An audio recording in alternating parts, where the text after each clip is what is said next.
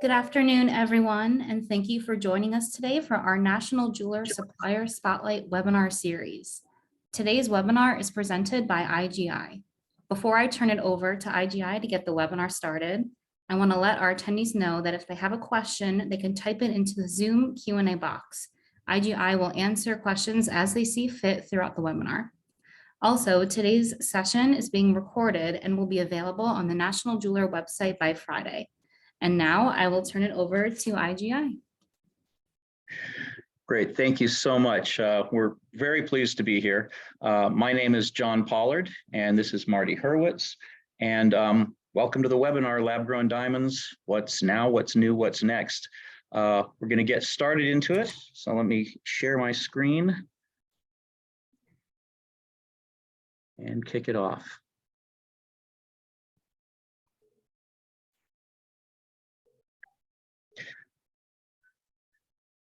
Welcome to the presentation.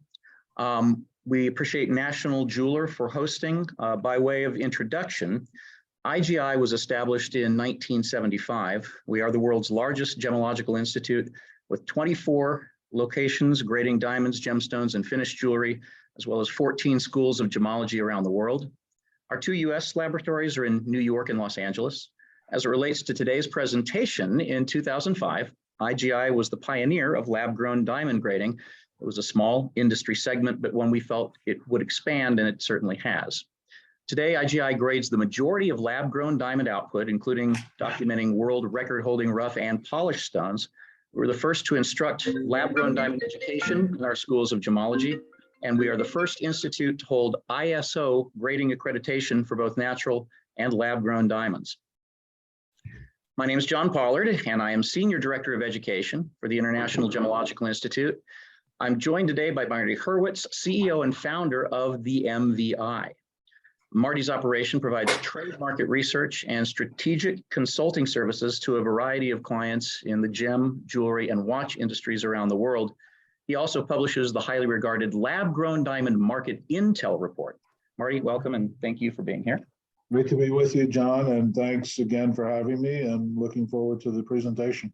Excellent. So there's a lot going on in our industry right now, and lab-grown diamonds are certainly a hot topic. These sessions, webinars, and seminars tend to generate good questions and discussion.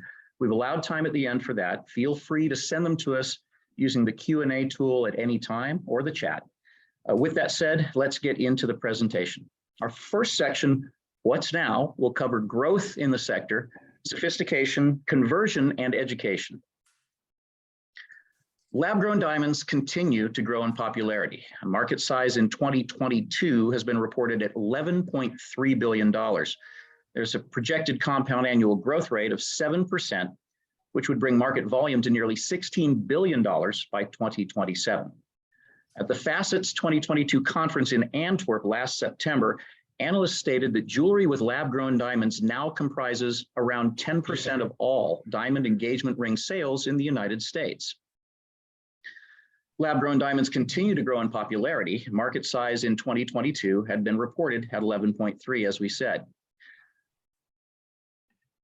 Inside the big picture, what's happening inside our laboratories is also interesting. Between 2019 and 2022, we know that total market volume increased 20% or so year on year. Meanwhile, the number of lab-grown diamonds submitted for grading across IGI's network grew at an even faster rate. Now, this would seem to reflect growing sophistication in lab-grown diamond output, higher colors and clarities, larger carat weights. Essentially, as volume increases, the percentage of output producers find worthy of sending for an IGI grading report has grown even faster. That sophistication is reflected in record-breaking achievements. Last May, we analyzed and graded record-setting 27 and 20 carat CVD-grown diamonds. 1 month later, we graded the new record holder, this 30.18 carat CVD-grown diamond. Some of you may have seen these stones in person last year. They were on display at JCK. Availability, sophistication, and acceptance are causing some consumers to buy lab-grown diamonds instead of naturally occurring stones. And while there's no doubt some conversion is taking place, it's unclear how accurate representations like this chart actually are. What is clear is that jewelry professionals are no longer dismissing lab-grown diamonds. Certain luxury brands and retail jewelers will continue to sell natural diamonds only, but we've conducted informal surveys of retail jewelers from around the country, and a good number report that lab-grown diamonds now account for half or more of their diamond sales. Now, this has resulted in a tremendous appetite for education in the industry. IGI continues to give presentations like this one for trade associations, JCK, WJA, and JA, among others, and private webinars and seminars to a wide cross-section of retailers ranging from independents to luxury brands who don't even sell them. Our short e-learning course on lab-grown diamonds was adopted as a staple of membership by the International Grown Diamond Association. If you're a member of IGDA, you can take that course for free. It takes less than 45 minutes to complete. Among consumers, the most frequently asked question continues to be, are they real diamonds? Because the average consumer is not exposed to the product until they decide to shop for diamonds or jewelry. And in the past few months, I've been with a few groups of 20 to 30 people who are not in the diamond or jewelry industry. Each time I take a moment to ask the simple question, how many of you here have heard of lab-grown diamonds? And each time it's only one or two hands come up, and those are people who happen to be in a jewelry store, changing a watch battery, or shopping for an anniversary gift. That's how they learned about this. It begs the question, for consumers, when will this product stop being so new so often? What's the market penetration outlook? For further insight, I'd like to ask Marty to comment on the status quo, and then we'll move to what's new and what's next. John, well, it's clear that since we've been doing research on consumer acceptance of lab-grown diamonds, we have seen a very rapid escalation, not just in the US, but globally as well. Going back to 2004, and then we began the first consumer market study of awareness and acceptance of lab-grown diamonds. The awareness and acceptance of consumers in the US has skyrocketed, and similarly in Europe as well. And now other markets are also learning about the product and shopping for the product. Of course, this is driven by demography. We are undergoing a gigantic demographic shift with consumers of all products, but jewelry in particular. And the new generation of buyers, roughly in the 25 to 40-year-old age bracket, is becoming the dominant consumer spending force in the world. All brands, particularly luxury brands, all products are attempting to woo that consumer age group into being brand advocates for them, because they will be shopping for the next 40 years. This demography, this demographic segment is very interested in sustainability, but not greenwashed sustainability, not faux sustainability, but actually third-party certified, fully audited sustainability that goes with many product claims. And this is one of the reasons they are driven to accepting the lab-grown product. We are hearing from US retailers and retailers around the world that a very high percentage of consumers getting engaged, coming into their stores, are specifically asking for lab-grown diamonds. This is quite amazing, given that there is very little to any macro marketing for this product category. US retailers say 34% of engagement ring customers are coming in specifically asking for lab-grown diamonds. And of those people coming in, 29% are interested in lab grown because they want their purchase to be more eco-friendly. Of course, they're also learning a lot about the size to value equation when they get in the stores or get on the websites. And ironically, 30% learning about how much bigger size they can get for their budget are actually increasing their budget in order to get a larger stone and very often a customized mounting. Okay, thank you, Marty.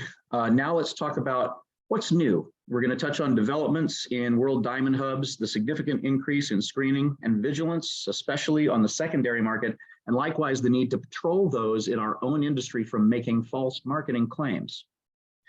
The vast majority of diamonds are polished in Surat, India. Until last year, natural diamonds dominated the output. In 2022, we saw a shift. By the summer, 30% of Surat's factories had added lab-grown diamonds to their exports, and that number kept growing. Today, 99 of the top 100 diamond producers in India's Diamond City have shifted to a dual model, and an estimated 15% of factories focus on lab-grown diamonds only. Early this year, the Indian government eliminated a customs charge that had historically been collected on lab-grown diamond seeds. The state government is also offering a 15% reduction on the cost of electricity for factories producing lab-grown diamonds, and the Commerce Ministry recently approved the India Center for Lab-Grown Diamonds to advance production of machinery, seeds, and recipes. In the next few years, India's lab-grown diamond output is predicted to surpass that of China. Downstream, the screening IGI does has increased significantly. Now, we've partnered with luxury brands for many years, screening their melee to ensure natural and lab-grown are not mixed. Now we're doing the same thing for lab-grown producers as well. This reflects the great effort natural and lab-grown brands are making to ensure that products are not inadvertently mixed. In the United States, we're screening jewelry for retailers and consumers, especially those trading jewelry on the secondary market, since we can screen without unmounting the gemstones. We're also co-branding grading reports for finished jewelry for retailers. That gives a store one document that states the nature of all gemstones and precious metals in a piece. Here's a co-branded jewelry report example. This is a piece that mixes a lab-grown diamond center with natural side stones. So when consumers have this report, it then puts everything on record with their insurance company, along with all particulars of the center stone, the side stone, store name, etc. We also issue this as an appraisal report, which includes the information and a retail replacement value for insurance. Speaking of documentation, today's consumers are very conscious of the environment. Many seek green, eco-friendly, and sustainable products in all aspects of shopping. To that end, we are seeing some issues with education and marketing. In some promotions, LGDs are being greenwashed as a sustainable product, but that's not the case. The presses and reactors used to grow lab-grown diamonds require enormous energy, and the vast majority are produced with the burning of fossil fuels. It's imperative that we give correct information to consumers, or else we risk losing their confidence. As an industry, we can promote lab-grown diamonds as not being earth invasive. They're produced in factories with no dredging or mining. But we cannot promote lab-grown diamonds as being sustainable unless the stone being sold is accompanied by a third-party certificate stating that. In the United States, the best-known third-party sustainability certificate is issued by SCS Global. They are a well-respected sustainability audit leader in a number of different sectors. When reported, we will provide that information on the grading report with a QR code linking to the SCS certificate. In any case, at this time, lab-grown diamonds should not be promoted as green, eco-friendly, or sustainable without this kind of documentation. For further insight, I'd like to ask Marty to comment on what's new. Okay, well, the market is absolutely fluid right now with consumer demand growing globally, as we mentioned. Some 72% of US retailers are now selling lab-grown diamonds. Of the remaining 28%, about half of them are considering selling them in the near future. Lab-grown diamonds are clearly beginning to cannibalize the market for mined diamonds, as they are aggressively being asked for and sold at retail.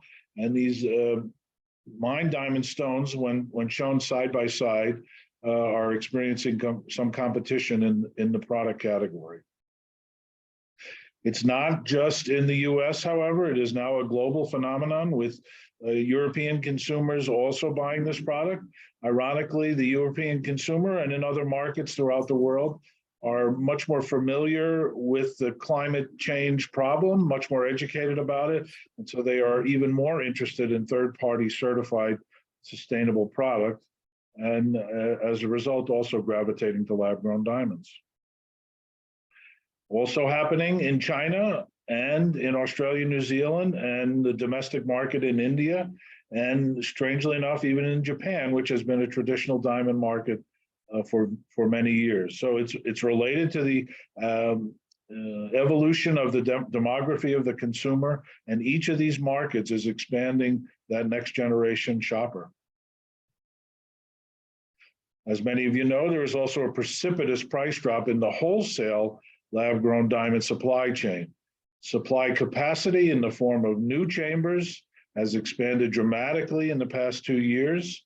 There has been some very short-term wholesale behaviors related to the flipping of product for a few percentage points. However, retailers at the direct-to-consumer level are capitalizing on very significant margin opportunities right now and not yet discounting the product heavily at retail.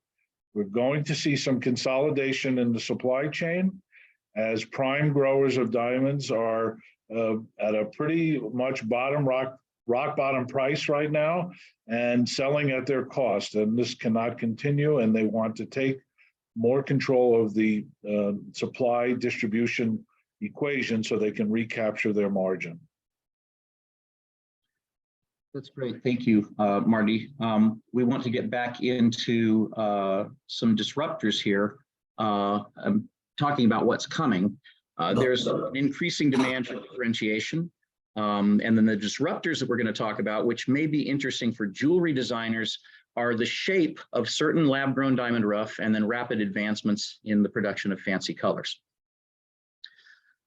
To be sure everyone knows what CVD means, there are two ways to produce lab-grown diamonds. High pressure, high temperature recreates the powerful natural conditions under which diamonds formed. You can see an image of a brute force HPHT apparatus on the left. Chemical vapor deposition, CVD, is a very different approach. It occurs in a plasma chamber where carbon atoms are released and rain down to land on a plate of diamond seed crystal. It grows the diamond vertically upwards layer by layer. This is a look at the CVD growth process with a plate of diamond substrate on the left and a time lapse on the right. Without getting overly technical, the point is that CVD grows rough vertically in a cubic shape. This is very different than natural and HPHT produced rough, which have more depth. So for centuries, diamond cutters have focused primarily on shapes with depths of 60% or more. It made economic sense to cut more rough into round, cushion, princess, and other shapes with depth because that's where the best yield from the rough was realized. CVD offers up different possibilities. For a cube like this, the best yield is frequently realized in shallow shapes like emerald, square emerald, marquise, heart, trilliant, baguette, etc. You may recall the world record setters from our first section. They were shapes like this, marquise, a rose-cut pear, and an emerald. And this is not just traditional shapes. The cubic shape CVD rough is opening the door for custom cutting of new shapes never seen before. I'm going to stop the share for just a minute so that I can reshare with sound. One moment. Okay. This is why I'm doing that. I have two short videos showing a couple shapes as well as advancement of fancy colors. The first one is a 13-karat fancy vivid blue freeform modified lab-grown brilliant inspired by the palm-shaped hamsa.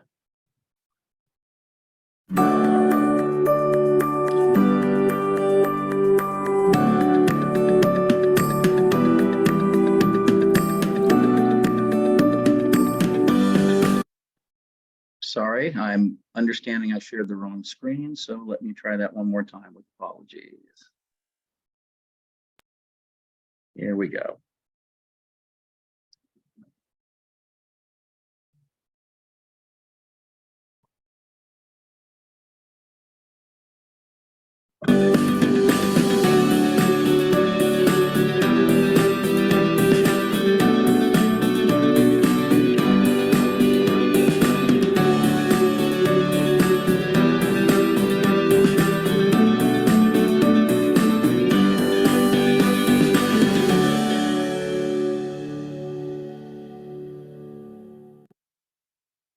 Next, we have an 8.96 karat fancy intense green, partially faceted and laser etched lab grown diamond inspired by Bob Marley.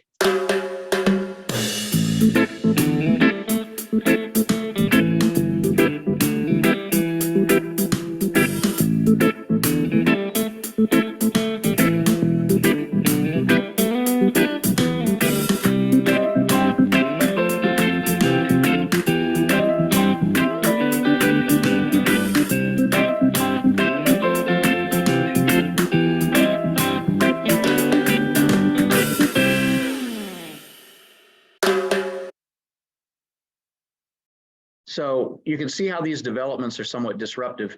You've got fancy intense and fancy vivid colors at a whopping 13 and 9 carats, and they're in unique shapes which have total depth percentages below 20%. As you might imagine, few people have seen diamonds designed like this before. As mentioned, the second disruptor is the rapid advancement of fancy color. In the history of diamonds, most shoppers have not been offered fancy colors because they've just been too rare and expensive. Fancy colored lab-grown diamonds present an entirely new marketing opportunity for retailers. Here are some examples which finished as grown using the HPHT process. The final hue, tint, and saturation you're seeing here were accomplished with no additional treatment or enhancement. Deep, intense, and vivid saturations are being produced in yellow and blue hues at notable carat weights. These 3 blues were produced by Mailer Global, which operates out of Kyiv in the Ukraine, also using the HPHT process. Now let's talk about enhancements of fancy colors.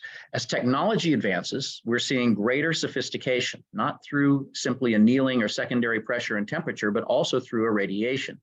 For example, a couple of years ago at this New York location, a 10.06 carat fancy intense yellow that you see on your screen came back and was submitted for regrading as a 10.06 fancy vivid pink. That's right, this is the same diamond. Analysis showed that the color had been shifted from yellow to pink using an electron beam. The bottom line here, instead of a fancy intense yellow lab-grown diamond, electron beam technology gave us a 10 carat fancy vivid pink, which is a much rarer diamond color across the board. As you watch this last video, I'm sure the designers and creatives can imagine many ways to incorporate products like these in traditional designs or groundbreaking new designs we've not seen before.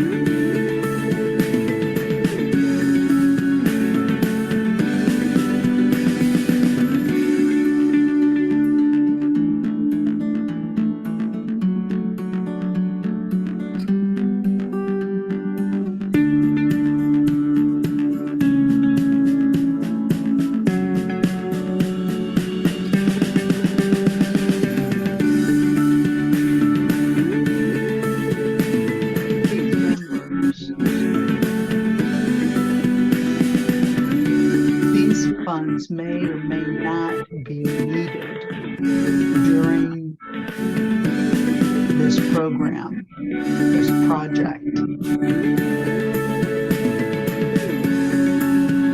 All funds will be pre-approved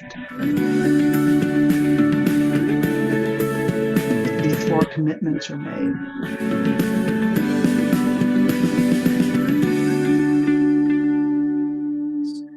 I think that's fun, huh? So hopefully the designers can take some inspiration, new colors, new shapes. Oh, see if I can get to the next slide. Here we go. So we anticipate these disruptors will continue to grow in variety, which hopefully inform a variety of exciting designs. Finally, let's return to round brilliance in the normal color range and talk about differentiation. As the quality of color and clarity improves in lab-grown diamonds, we're getting more requests to differentiate stones with light performance grading. Not simply a cut grade, but a way of actually scoring a diamond's light return and individual components like brightness, fire, and contrast. IGI's team is in the process of developing a scientific approach. We're combining optical physics with analysis of more than 42,000 computer ray-traced images in structured light environments. This repeatable approach permits us to provide cut guidelines to manufacturers and the trade in the interest of cut quality improvement.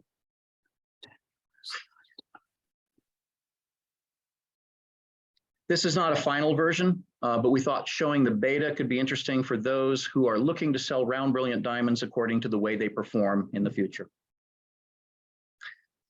Marty, what's next?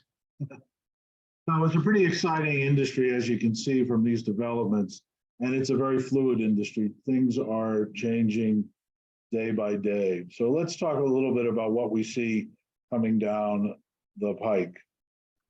First of all, grower to consumer will become more evident. The growers need to get closer to the consumer to recapture the margin they have been losing over the last 2 years. So we see the pipeline shrinking both in time and space. There will be consolidation, as I mentioned, at the grower level, and prime growers will be forced to be more vertically integrated in the pipeline and get closer to the consumer. Additionally, though, we're starting to see a trend of geography of global supply chain of lab-grown diamonds evolve into more local models. There are some growers that are now beginning to shorten the supply chain in time and shorten the vulnerabilities in the supply chain. Recommended. These two local markets.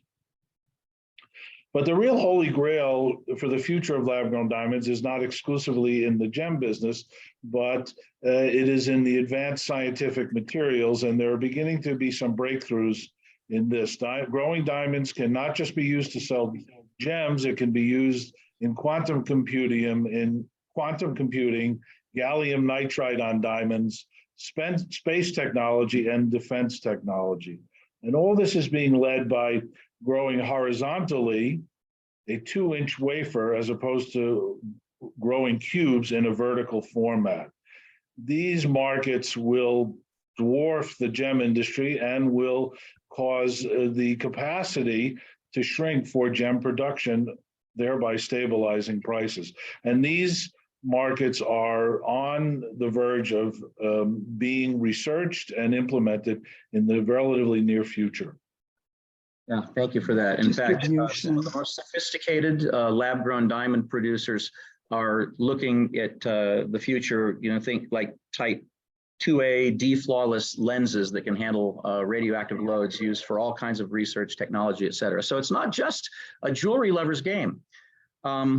Right before we get to questions here, I would like to invite Avi Levy, president of IGI North America, for some closing thoughts.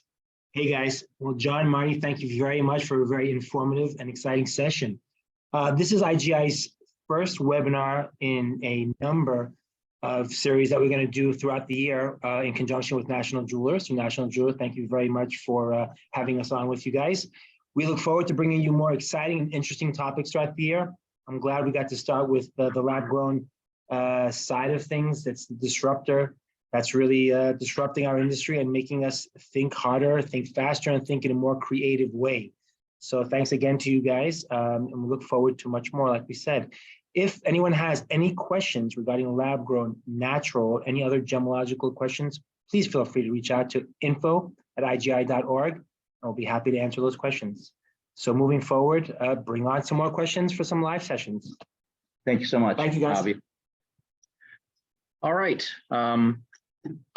To see, do we have Susan from IGI joining us here, or are we doing it via chat? Yes, here we go. Hi, Susan.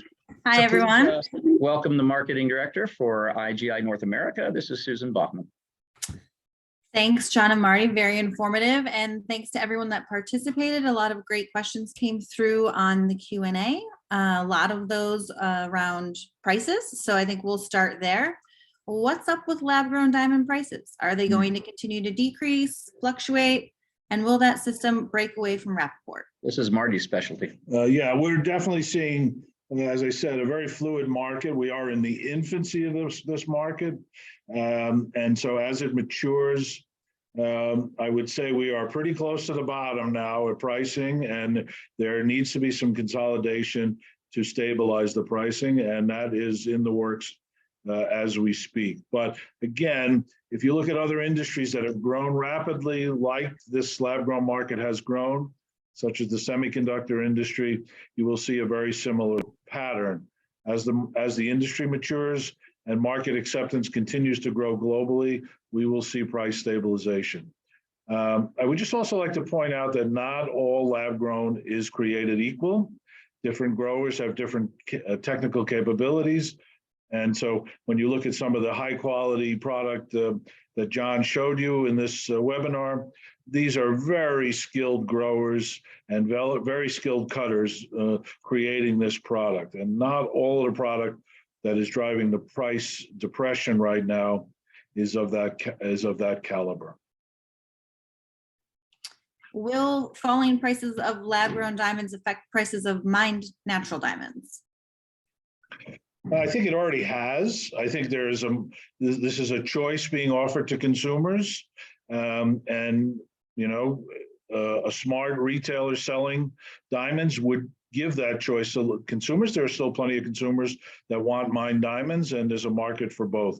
But there is some competitive pricing affecting the mined diamond market, and some cannibalization affecting the mined diamond market right now. Do you see shapes other than oval and round currently trending?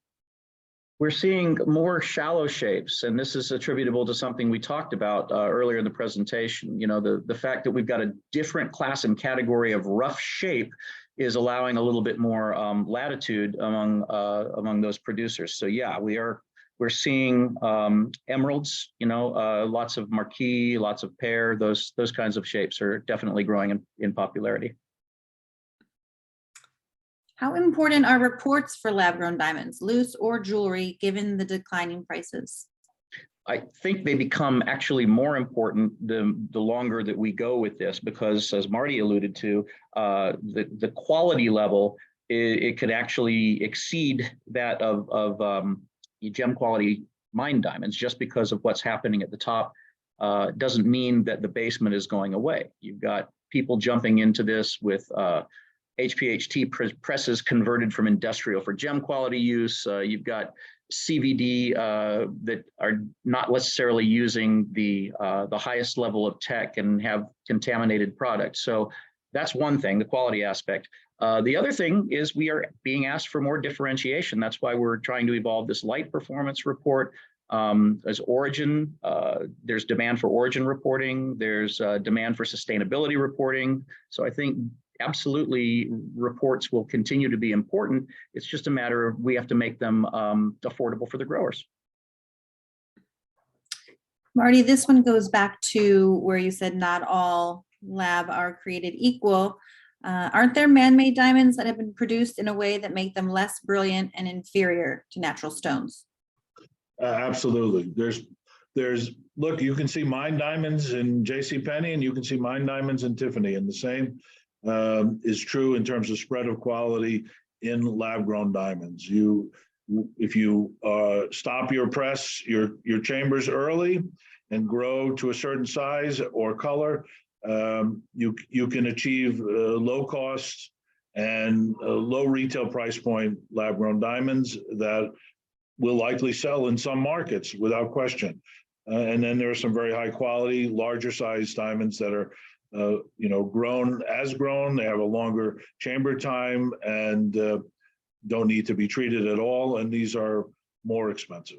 I bring up something that Marty just mentioned as a corollary to that as well. It's interesting that consumers generally are not concerned. We, as a trade, we look at growth process, for example, and because we're educated about it, and we look at the concept of treatments.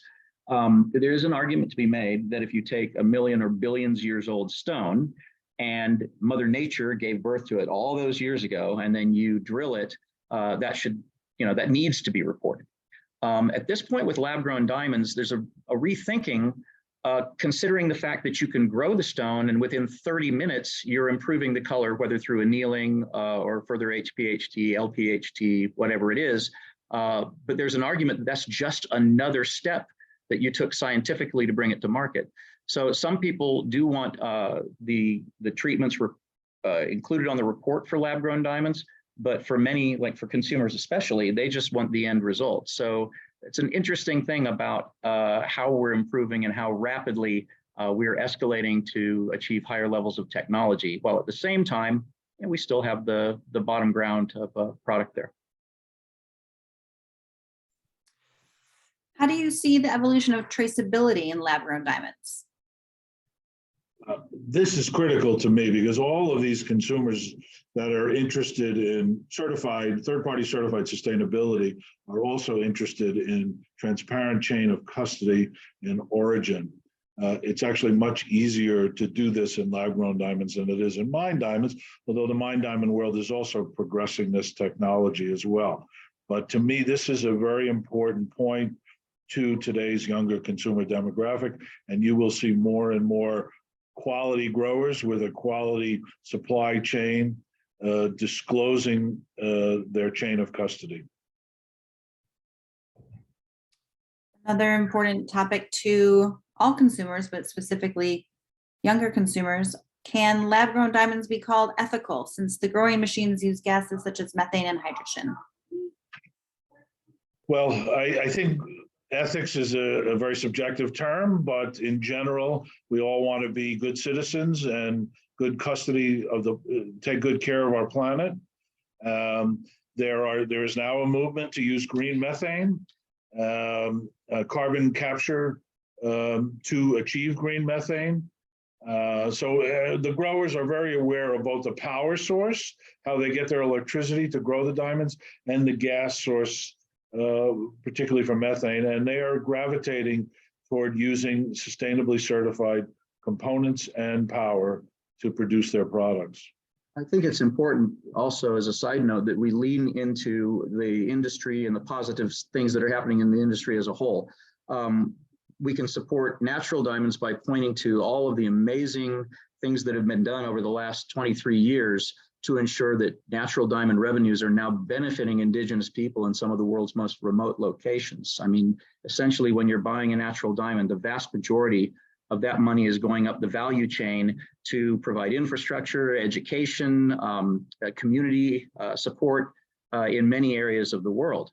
With lab-grown diamonds, I think that these efforts towards achieving more green, more sustainable, they're going to be imperative. I mean, ESG has become not just a tagline, but it's really becoming a way of life for younger generations and for companies who support them.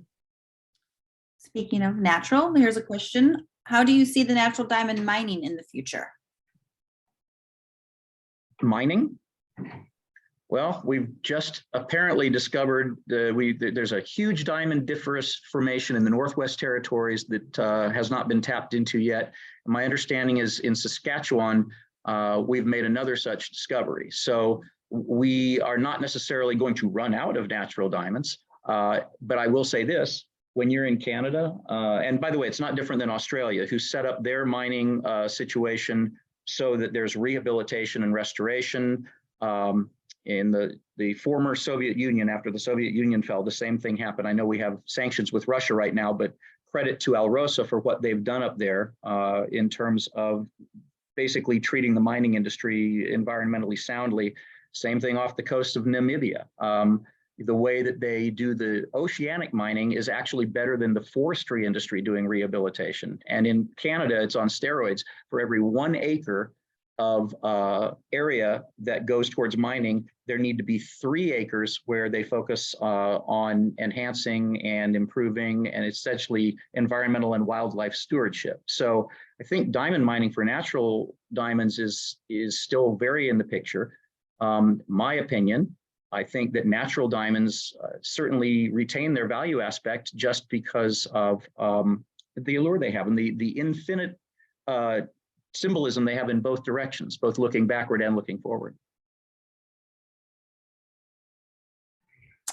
As tech is getting better at growing, will we get to witness better colors than D?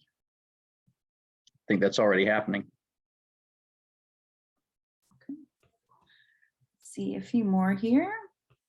Will there be a new Rappaport or some similar chart reference for lab-grown diamonds because the discount is as low as 96.5%? Yeah, there's an aggressive movement in the lab-grown diamond industry to create a new diamond pricing index that is not based on RAP and is really managed by the players in the lab-grown diamond space. So yes, I think you will see that in the very near future. Being that lab-grown diamond companies need to get closer to the consumer, do you see any of them investing money in building stronger brand stories and building strong education for the consumer at the counter?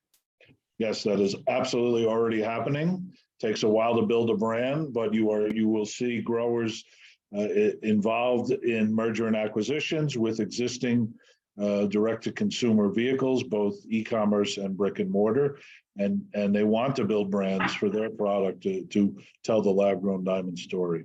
And it's absolutely imperative that we do have education, and particularly given the way that younger generations absorb information, it needs to be instant education. We're doing an initiative with IGI where we're providing retailers with a QR code that can be used at point of sale that immediately connects them to video elevators about the 4 Cs, about lab-grown diamonds, about some of the natural diamond benefits that I spoke of earlier, on a number of topics. Things that essentially back up what the jewelry professional is saying in store with, facts and illustrations. The education is paramount, especially given the fast pace of advancement in lab grown. I mean, basically, if you miss a week, if you go on vacation for a week and you come back, there's something new after you come back from vacation. Do you think a smaller energy use to produce a lab-grown diamonds could in the future justify a higher price than a bigger energy impact? Well, I think the efficiency of energy use is something that all growers are looking at, both the source of the energy and the efficiency of it. Most CVD growers have now found ways to grow multiple seeds at the same time. So instead of adding more chamber count, they just add efficiency to each individual chamber. The cost of energy in growing diamonds is the #1 highest cost in the production process. And so they are always looking for ways to find alternate energy sources and or efficiencies in the equipment. That's all the questions on my end. I don't know if John or Marty, you have any final thoughts? I just wanted to mention something that had been passed along to me from the chat. So the way that we talk to consumers about this product, I'll just tell you that we're very neutral about this. We refer to lab-grown diamonds as lab-grown diamonds, and we refer to natural as natural diamonds rather than using a term like mined. The reason for that is because the term synthetic diamond was FTC, after many, many years, they decided that it was a little too confusing, and so they don't recommend that term anymore. The same way, there are natural diamond sellers who feel that the term mined diamond may be a loaded term, basically trying to conjure up, gold mining or metal mining, which is completely different and very harmful and messy way of mining in many cases, whereas diamond mining is relatively clean.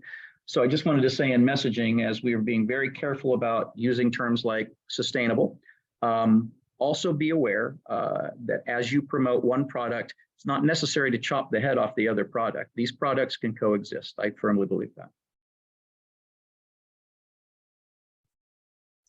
I'm totally in agreement with that. I think this is about a new category that's expanding, and offering the consumer the choice is always a great thing to do. And I think to a large extent, it's growing the jewelry consuming pie.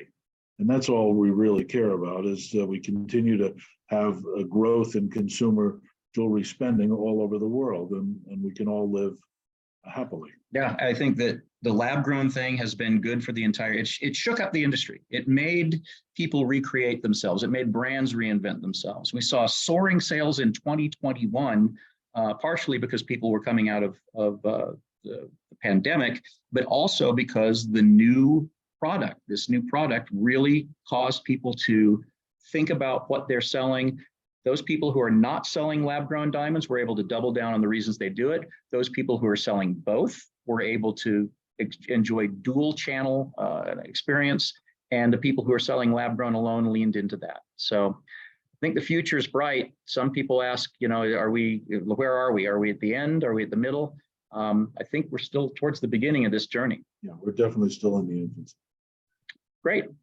Okay, Susan, thank you so much for monitoring. I think we're going to go ahead and sign off here. We'd like to thank National Jeweler once again, and please tune in. We've got a number of other webinars coming up with National Jeweler in the future.